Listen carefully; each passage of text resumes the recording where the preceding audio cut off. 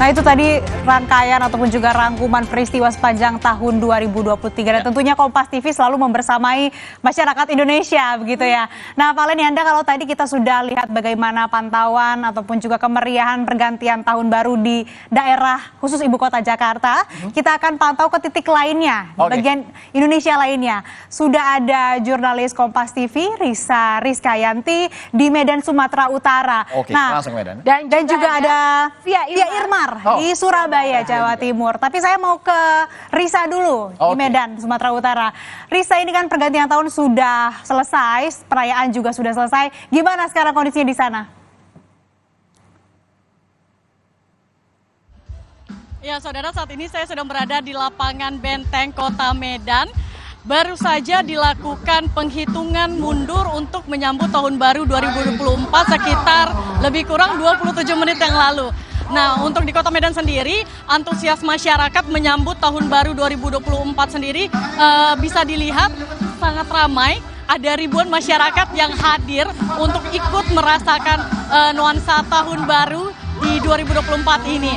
Tadinya pemerintah Kota Medan melaksanakan kegiatan Pesona Harmoni 2023 untuk menyambut malam pergantian tahun baru 2024. Di mana rangkaian kegiatan ini sendiri diisi dengan beragam kuliner dari UMKM.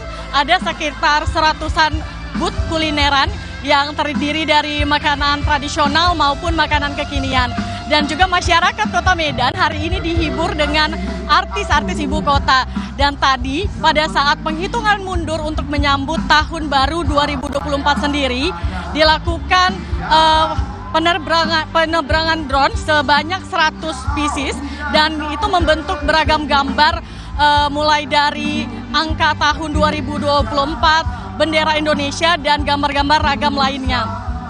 Selain itu juga bisa saya informasikan bahwasannya selama event ini berlangsung dari tanggal 30 Desember 2023 hingga dengan hari ini 1 Januari 2024 ada rekayasa jalan atau peralihan jalan di Kota Medan khususnya di sekitaran lapangan Benteng, yakni pertama Jalan Pengadilan dari Jalan Diponegoro ditutup dialihkan ke Jalan Kekejaksaan, Jalan Candi Mendut ditutup dan dialihkan ke Jalan Tengku Umar.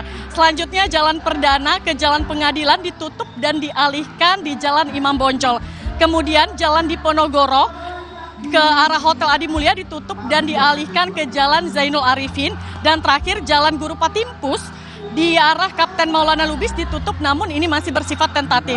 Saudara, dapat saya sampaikan juga event ini sendiri mendapat antusias yang luar biasa dari masyarakat Kota Medan karena sejak beberapa tahun terakhir tidak ada event khusus untuk pergantian tahun baru dikarenakannya COVID-19. Dan bisa dilihat di belakang saya sampai dengan saat ini masyarakat Kota Medan masih berkumpul dengan penuh antusias menyambut tahun baru 2024. Kembali ke studio. Ya, masih terlihat ramai sekali ya di sana, tapi juga tadi sudah disampaikan terkait dengan rekayasa lalu lintas di sekitar kawasan tersebut, supaya masyarakat di sana juga tahu gimana nanti kalau mau pulang. Terima kasih jurnalis Kompas TV Risa Rizkyanti dari Medan, Sumatera Utara, dan kita akan bergeser ke Surabaya, Jawa Timur. Ada Fia Irmar, maksud kami ya, saking semangatnya. Nah, kalau tadi sudah dilaporkan dari Medan, Sumatera Utara, di Surabaya seperti apa, Fia?